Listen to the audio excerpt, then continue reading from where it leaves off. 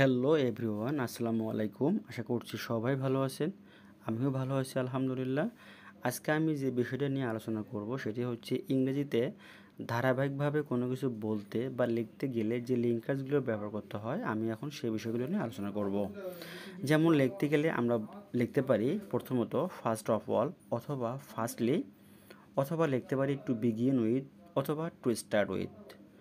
তারপরের লাইনে লিখতে পারি সেকেন্ডলি, তারপর লিখতে পারি থার্ডলি, তারপরে লিখতে পারি দেন, তারপরে যে লিঙ্কার্সটি ব্যবহার করতে পারি সেটা হচ্ছে নেক্সট, তারপরে ব্যবহার করতে পারি আফটার দ্যাট, তারপরে আমরা ব্যবহার করতে পারি আফটার ওয়ার্ডস, তারপরে ব্যবহার করতে পারি ফলোয়িং দিস, সাবসিকুয়েন্টলি, তারপরে দ্য নেক্সট স্টেপ ইজ, সর্বশেষে ব্যবহার করতে পারি ফাইনালি, অথবা লাস্টলি, অথবা ইন দ্য এন্ড, অথবা টু সাম আপ, অথবা টু সামারাইজ, অথবা in conclusion.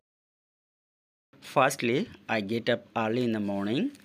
Secondly, I brush my teeth. Then I take breakfast.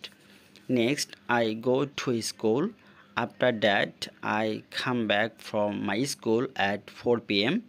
Following this, I play a game with my friends, after which I complete my homework. Subsequently, I take dinner. Afterwards, I watch cartoon on TV.